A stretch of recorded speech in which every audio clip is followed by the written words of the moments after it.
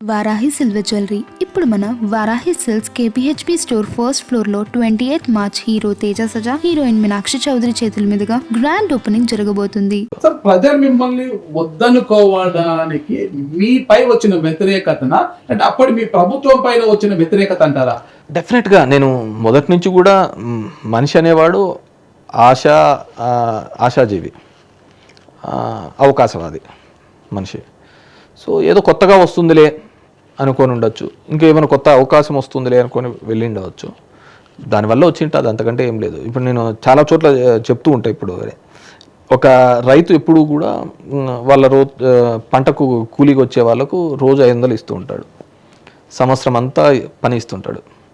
ఎవరో పక్కనున్న రైతుకు ఒక 2 రోజులు పని వచ్చింది. 2 రోజులు పని వచ్చింది కాబట్టి ఆ రైతు ఏమన్నాడంటే, నా తోటకు వస్తే 800 కూలీ ఇస్తానన్నాడు. 2 ట్రాక్టర్లు పెట్టాడు. సో ఏ ట్రాక్టర్కి ఎక్కుతారు కూలోళ్ళు? 800. అదే ఎక్కారు, అంతే. ఇస్తారా లేదా తర్వాత? నువ్వు సంవత్సరం పాటు చేసినది అవసరం లే, ఆ 2 రోజుల్లో చేస్తానన్నాడు, ఆ 2 రోజుల్లో ఎక్కారు, అంతే. దాంట్లో ఆ క్షణిక ఆవేశం. మనకు ఈ రైతు సంవత్సరం పొన్న మనకు ఇంట్లో ఇబ్బంది లేకుండా చూసినాడు అనేది ఏం లేదు కదా. ఆ 2 రోజులకు మనకు బాగా చూసుకున్నాడా లేదా అనేది అక్కడికి మంచి ఆశ. మీరు చెప్పింది కొంతవరకు వాస్తవమే మనం అనుకున్నా కూడా, రూరల్లో అంతా తిరిగితే కూడా మీకు మెజార్టీ వచ్చింది. రూరల్లో అదే సంక్షోభ చంద్రబాబు నాయుడు గారు ఇచ్చిన హామీ రూరల్లో కూడా అమలు కావాలి, వాళ్ళు కూడా నమ్మాలి.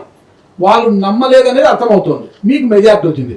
ఎటొచ్చి మీరు టౌన్లోకి వచ్చినప్పుడు దాదాపు ఐ థింక్ 10,000 పైన ఉన్నారు మెజార్టీలో. మీరు టౌన్లోకి వచ్చారు కదా, రూరల్కి టౌన్లో చూస్తే 13,500 మెజార్టీలో ఉన్నారు. మీరు టౌన్లోకి వచ్చేసరికి ఎక్కడైతే నేతన్న నేస్తాం ఒక స్కీమును అనౌన్స్ చేశారు జగన్మోహన్ రెడ్డి గారు, నేతన్న నేస్తం కింద వాళ్ళకి నిధులు ఇచ్చొచ్చారు ధర్మవరంలో. అక్కడే ఆ నేతన్నలు ఒక్కటే మిమ్మల్ని నమ్మలేదా, లేదంటే మీ ప్రభుత్వాన్ని నమ్మలేదా అంటే అక్కడే మీకు మైనస్ అయింది. అంటే 13,500 పోయి 3,500 4,000 మెజార్టీతో సత్యకుమార్ గారు గెలిచారు. ఇది ఎలా చూడొచ్చు అంట అసలు? అంటే బేసిక్గా మీరు ఇంతకుముందు నేను చెప్పినది అదే, మీరు అక్కడ పథకాలు ఇక్కడ పథకాలు ఎక్కడైతే ఎక్కువగా స్కీమ్స్ అందినాయో ఆ ప్రాంతంలోనే దెబ్బతిన్నాం. ఎక్కడైతే పథకాలు ఎక్కువగా అందినాయో ఆ ప్రాంతంలోనే దెబ్బతిన్నాం. ఎందుకంటే వాళ్ళకి ఇంకా ఎక్కువ వస్తాయనే ఒక ఆలోచన ద్వారానే ఆ విధంగా.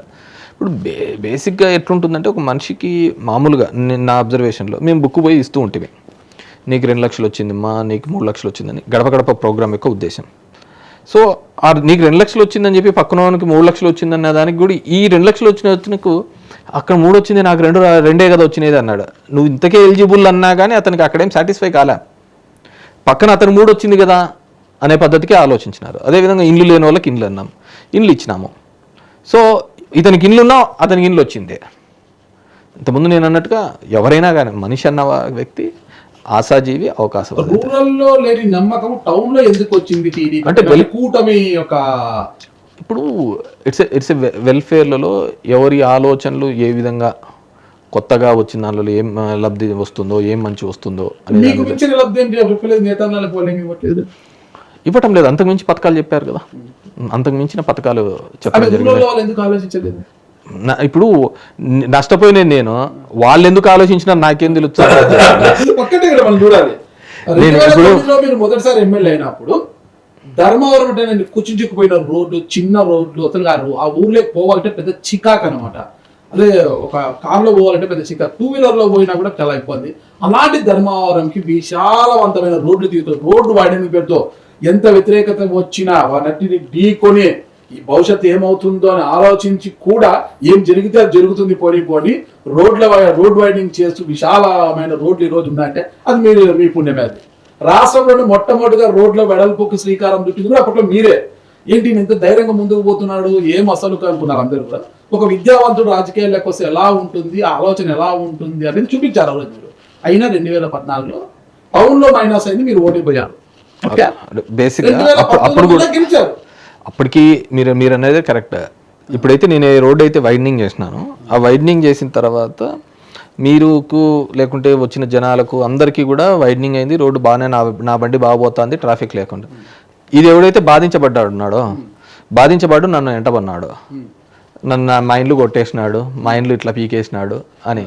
ఈసారి కూడా నేను ఒక ఫ్లైఓవర్ మొదలు పెట్టా కదిరి గేట్ దగ్గర. నేను ఇంటింటికి పోయి వాళ్ళకు దండం కూడా వేసిన. దండ వేసి వాళ్ళకు ఇట్లా చేయండి మా, మాకు ఊరి కోసం చేస్తున్నాను, రోజు 10,000 20,000 వెహికల్స్ తిరుగుతూ ఉంటాయి, మీరు ఇట్లా ఇది అని చెప్పేసి వాడు మనసు పెట్టుకొని చేసినాడు. అంటే డెఫినెట్గా సాయం చేసినోడు మర్చిపోయినాడు, చేయనివాడు గుర్తుపెట్టుకున్నాడు. అంతకంటే వేరేది ఏం లేదు. 2014లో అదే టర్మ్ మరి ఓడించింది, 19లో ఎమ్మెల్యే అయినాక మళ్ళా ఇంకా దగ్గర అయ్యారు ప్రజలకు. మీరు 24లో అదే ప్రజలు మళ్ళా మిమ్మల్ని దూరం పెట్టారు. ఇది ఏమన్నా గమనిస్తున్నారు ఎందుకు ఇలా జరుగుతోంది? నాకు టౌన్ లో ఎందుకు ఇంతమంది నన్ను గుండెలో పెట్టుకుంటే టౌన్ ప్రజలు మాత్రం అంటే ఏం కాదు కానీ మనం ఒక అనేకలేదు. ఇప్పుడు నాకు 2019లో ఎన్ని ఓట్లు వచ్చినాయో, 2019లో ఎన్ని ఓట్లు వచ్చినాయో 2024లో అన్ని ఓట్లు వచ్చినాయి. కానీ ఏవైతే కొత్తగా యాడప్ అయినాయో ఓట్లు, ఆ ఓట్లు పోవడం జరిగింది. 19 ఓట్ దీని ఓట్లు రెండు ఒకటే. నాకు అప్పుడు 39,000 ఓట్లే, ఇప్పుడు 39,000 ఓట్లు, ఒక 200-300 తగ్గినాయి. సో ఇన్ జనరల్గా ఇప్పుడు స్టేట్ వైడ్ ఒక స్వింగ్ నడిచింది. కాల్ సెంటర్స్ నుంచి ఫోన్స్ చేయడము, దీనిలో నుంచి చంద్రబాబు ఒక పూర్తిగా ఒక మంచి ప్లాన్డ్గా ఎలక్షన్ చేయడం జరిగింది. మేము అంతకంటే బాగా చేసాం, జనాలకు మెయిల్ చేసాం కదా, మెయిల్ చేసిన వాడు ఖచ్చితంగా గుర్తుపెట్టుకుంటాడు అనుకున్నాం. మెయిల్ చేసిన వాడు ఇప్పుడు గుర్తుపెట్టుకుంటాడు, చేయని వాడు గుర్తుపెట్టుకుంటాడు. రాష్ట్ర వ్యాప్తంగా ఎంత ట్రెండ్ నడిచినా కూడా మీ ఓటమి అనేది ఇప్పుడున్న కూటమి నాయకులకి ఒక విస్మయాన్ని కలిగించింది అన్నమాట. ఏంటి కేసీఆర్ ఓడిపోయాడా అనేది అట్లా తీసుకుంటే పెద్దిరెడ్డి రామచంద్రరెడ్డి గారు కులపొంగనంలో తెచ్చారు, వాళ్ళ తమ్ముడు ద్వారకనాథ్ రెడ్డి గారు తెచ్చారు. పెద్దిరెడ్డి రామచంద్రరెడ్డి గారిని పక్కన పెడితే ద్వారకనాథ్ రెడ్డి గారు కేతిరెడ్డి గారితో పోల్చుకుంటే అంత పెద్దగా చేసింది ఏమీ లేదు. ఆయన ఏమీ చేయలేదు చెప్పాలంటే. అయినా గెలిచారు. ఇక అమర్నాథ్ రెడ్డి గారు అక్కడ గెలిచారు రాజంపేటలో. ఒక్క చోట ఒక డిఫరెంట్ స్టైల్ ఆఫ్ ఎలక్షన్ నడుస్తుంది ఒక కింద. ఇప్పుడు పెద్దిరెడ్డి అనే వాళ్ళు ఇప్పుడు 40-45 వేలతో గెలిచేవాళ్ళు, 6 వేలతో వచ్చినారు. ద్వారకనాథ్ రెడ్డి ఆ కాన్స్టిట్యున్సీలలో కూడా ఇప్పుడు మెజార్టీ ఎక్కువగా వచ్చేది, తక్కువగా అయిపోయింది. జగన్మోహన్ రెడ్డి 90 వేలతో లాస్ట్ టైం గెలిచినారు, ఇప్పుడు 60 వేలతో గెలిచినారు. 30,000 ల్యాగ్ అయితే పడింది కదా ప్రతి చోట, 30,000. So it went on in swing. నేను దానికి కూడా అతీతుడుగా నిలబడతానని నేను అనుకున్నాను, అది కాలేకపోయింది. అంతకంటే వైసీపీ వాళ్ళు సాధారణంగా ఉపయోగించే ఒక భూత పదం ఈవీఎంల ట్యాంపరింగ్, దాన్ని మర్చిపోయారు మీరు? లేదండి, నేను ఎవరి టైం అది చెప్తున్నాను. అంటే ఈ ఫోన్ ఉంది, ఈ ఫోనే ఎక్కడో ఉండి డిఫరెంట్ సాఫ్ట్వేర్స్ ద్వారా కాంప్రమైజ్ అవుతుంది అంటారు. యాపిల్ ఫోను టెక్నాలజికల్లో చాలా స్ట్రాంగ్ అంటారు. అలాంటి ఫోనే కాంప్రమైజ్ అవుతుంది అన్నప్పుడు ఈ ఈవీఎంస్లో ఎందుకు కాదు అనేది నేను అంటే దానికి సంబంధించి చాలామంది మొన్న కూడా ఆమె అమెరికన్ ఇంటెలిజెన్స్ ఆమె కూడా ఏదో మాట్లాడినట్టు చూసినాము, చాలామంది మాట్లాడడం జరిగింది. లేదంటే ఏంటంటే తప్పుగా అనకూడదు కానీ ఎక్కడో అయోధ్యలో ఓడిపోవడం ఏంది, ఆదోన్లో గెలవడం ఏంది. So there is a manipulation. Electronic device ఏదైనా కావచ్చు, ఈ రోజు ఉన్న ట్రెండ్ ప్రకారం, ఈ రోజు ఉన్న దాని ప్రకారం ఇట్స్ గెటింగ్ కాంప్రమైజ్డ్. నీ ఆలోచనే పసిగట్టి ఈరోజు నీ ఫోన్లలో వస్తుంటాయి. నేను ఇప్పుడు మాట్లాడుకున్నాం అనుకో ఒక సబ్జెక్టు గురించి, అది మీరు పోయి చూడండి, మొత్తం అవే వస్తూ ఉంటాయి దాంట్లో. Everything is listening. సో ఇప్పుడు దాంట్లో ఎవ్రీథింగ్ నేనైతే ఈవీఎంస్ మీద నేనే కాదు, ఇప్పుడు సమాజ్వాదీ పార్టీ అఖిలేష్ యాదవ్ అన్నాడు, ఆయన చెప్పాడు నాకు 80కి 80 వచ్చినా కానీ నేను ఈవీఎంలో నమ్మను అన్నాడు. సరే మీరు ఎట్లా మేము ఎట్లా అంటే ఆ రోజు ఉన్నప్పుడు చంద్రబాబు నాయుడు గారు కూడా ఇది నమ్మకం లేదు అని చెప్పేసి ఒక వ్యక్తిని తీసుకొని పోయి డెమాన్స్ట్రేట్ చేయించారు, అతని మీద కేసు కూడా కట్టినారు అనుకోండి. So EVM can be tampered, దానికంతే. అది ఈ రోజు అది తేలుతుందా, రేపు తేలుతుందా, ఇంకెప్పుడైనా తేలుతుందా, భవిష్యత్తులో తేలకుండా అయితే పోదు. ఆ రోజు ఈ డెమోక్రటిక్ 150 వచ్చినప్పుడు ఈ రోజు వాళ్ళు అని ఉండొచ్చు కదా. సరే వాళ్ళు కూడా అనుకున్నట్టే కదా, వాళ్ళు కూడా నమ్మినట్టే కదా ఈవీఎం ట్యాంపరింగ్ అయితే. అంటే చంద్రబాబు మోరోవర్ డెమాన్స్ట్రేట్ కూడా చేయించాడు కదా, అంటే ఉన్నట్టే కదా. సరే మరి ఇక్కడ చంద్రబాబు గారు ఇచ్చిన 6 గ్యారంటీలు కూటమి అధికారంలోకి రావడానికి కారణమా, మీరంటున్న ఈవీఎంల ట్యాంపరింగ్ కారణం అంటారా? మల్టిపుల్ డాట్స్ కలిసాయని నేను అనుకుంటున్నాను. కొద్దిగా ఒక లెవెల్ వరకు వచ్చిన తర్వాత ఆ లెవెల్ నుంచి దాటాలి అంటే ఇంకొద్దిగా ఒక డాట్స్ అలా కలిసినట్టు, దాంట్లో కూడా ఇది ఒక భాగం అంతే. 6 గ్యారంటీలు ఈవీఎంలు పక్కన పెడితే మిమ్మల్ని ఓడించిన ధర్మవరం పట్టణ ప్రజలపైన మీకు కోపం లేదా? ఎందుకు ఉంటుందండి, వాళ్ళకేముంటుంది, నాకేముంటుంది. ఇప్పుడు నాకు ప్రతిసారి కూడా ధర్మవరంలో జరిగిన ప్రతి అభివృద్ధి, జరగబోయే అభివృద్ధి కూడా నేను వేసిన విత్తనాలే. కట్టించిన ఇండ్లు కావచ్చు, కాలనీస్ కావచ్చు, రోడ్లు కావచ్చు, హాస్పిటల్స్ కావచ్చు, స్కూల్స్ కావచ్చు, యు నేమ్ ఇట్. ఏదైనా కావచ్చు, ఆ నియోజకవర్గానికి సంబంధించి ధర్మవరానికి సంబంధించి చేసిన ప్రతి పని నేను సరే ఈ రోజు ఉండకపోవచ్చు, నేనేమి 1000 ఏళ్ళు బతికేయలేరు, మీరేం 1000 ఏళ్ళు బతకలేరు. చరిత్రలో అయినా ఈ ధర్మవరం నియోజకవర్గం ఒక నియోజకవర్గాన్ని కేతిరెడ్డి అనే ఒక ఎమ్మెల్యే చేసి పెట్టాడరా అనే ఒక భావన ఉంటే చాలా అనుకుంటాను, అంతకంటే వేరే. చాలా మందిలో ఉంది, కానీ కొంతమంది మాత్రం ఆ ఎన్నికల మొదటి నుంచి కూడా మధ్యలో నుంచి ఎన్నికల ఒక ప్రాపగండ అయితే అలా కొనసాగించారు కదా.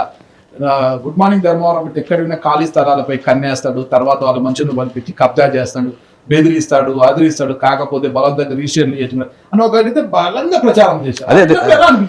అంటే అదే కదా నేను అనుకున్న ఒక దరిద్రం ఏంటంటే, నేను జనాల దగ్గరికి పోయి తిరిగేది కాకుండా, జనాల దగ్గరికి పోయి చేసేది కాకుండా, మళ్ళీ ఇది ఒక దరిద్రము, కబ్జాలు చేసినాడు. 1 year అవుతుంది, 1 year అవుతుంది. నేను ఇంతవరకు ధర్మవరం టౌన్లో లేకుంటే నేను తిరిగిన చోట, గుడ్ మార్నింగ్ చేసిన చోట పలానా ల్యాండ్ కబ్జా చేసినాను ఒక్కటన్నా చూపిమనండి. నేను ధర్మవరంలో గుడ్ మార్నింగ్ తిరిగిన చోట 1 inch అయినా కబ్జా చేసినట్టు 1 సంవత్సరంలో ఒక కంప్లైంట్ అయినా చూడండి. రోజు ప్రయత్నిస్తున్నారు పాపం బీజేపీ వాళ్ళు, టీడీపీ వాళ్ళు, వాడిని పిలుచుకొని వచ్చి చెప్పియాలా, ఇది చెప్పియాలా అని చెప్పేసి. నేను కేవలం చెరువు దగ్గర ఉన్న ఫామ్ హౌస్ని మాత్రమే, దానికి ఇప్పుడు ఆ ఫామ్ హౌస్ని నేను కబ్జా చేసినానని ఇంతవరకు ప్రూవ్ చేయలేదు. నేను చెప్పి నేను మాట్లాడేది కూడా మీరు వినకపోతే ఎట్లా. నేను గుడ్ మార్నింగ్ చేసిన చోట, నా దరిద్రం నేను అది తిరిగే కదా ఈ మాటలు అనిపించుకునే. నేను గుడ్ మార్నింగ్ తిరిగిన చోట ఎక్కడైనా కానీ 1 inch కానీ 1 అడుగు కానీ కబ్జా చేసినట్టు చూపిమనండి. First point. ఎక్కడో ధర్మవరానికి 15 కిలోమీటర్లు 20 కిలోమీటర్లో ఉన్న నా తోట దగ్గర చెరువును కబ్జా చేసినారని చెప్పి చూపిస్తాను.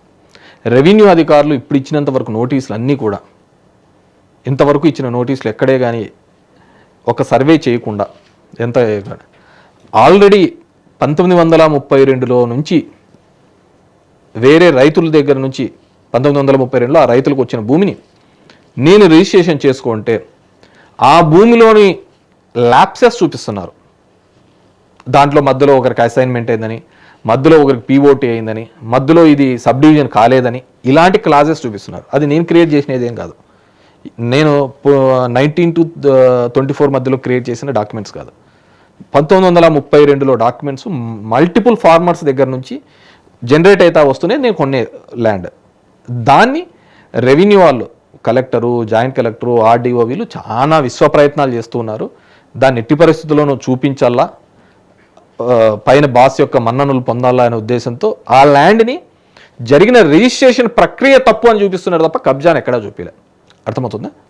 సో ఆ ల్యాండ్, సో నా వాదన ఏంటంటే, అయ్యా నేను ఇది ఇప్పుడు చేసుకోలేదు, ఎప్పుడో నుంచి వచ్చిన భూముల్ని నేను అది ఆర్టీఐలు అడిగి ఇవి దీని కింద లేవు, దాని కింద ప్రొహిబిటెడ్ ల్యాండ్స్ కింద లేవు అని ఆర్టీఐ తీసుకొని దాని తర్వాతనే నేను రిజిస్ట్రేషన్ చేసుకున్నది నా వాదన. సో ఇది నా వాదన కరెక్టా, వాళ్ళ వాదన కరెక్టా అని నేను ఆల్రెడీ సివిల్ కోర్ట్స్లో, హైకోర్ట్స్లో నేను అప్రోచ్ కావడం జరిగింది. Courts will decide. అది వదిలేసి స్టే ఉంది, కొన్ని స్టేటస్లో ఉన్నాయి. Because that is the wrong వాళ్ళు చెప్పేది. చెరువు దగ్గర ఎఫ్టీ అనేది ఉంటుంది కదా, ఫుల్ ట్యాంక్ అవన్నీ చూసే నేను చేసినది. ఓకే, దాని అన్ని క్లియర్గా అయిపోయిన తర్వాతనే నేను చేయడం జరిగింది. 1 issue. రెండోది, నేను తిరిగిన ప్రదేశాలు, ఇంతవరకు తిరిగిన ప్రదేశాల్లో గుడ్ మార్నింగ్లలో ఎక్కడైనా కానీ 1 అడుగు కానీ ఇంకోటి కానీ చేసినట్టు కానీ ఇంతవరకు రోజు తిరుగుతూనే ఉన్నారు. యాడున్నాయి. ఇప్పుడు 1 year అవుతుంది కదా, 1 year అవుతుంది కదా. ఆ ల్యాండ్ తప్ప నేను ఎక్కడైనా కానీ చేసినట్టు చూపిమన్నాడు.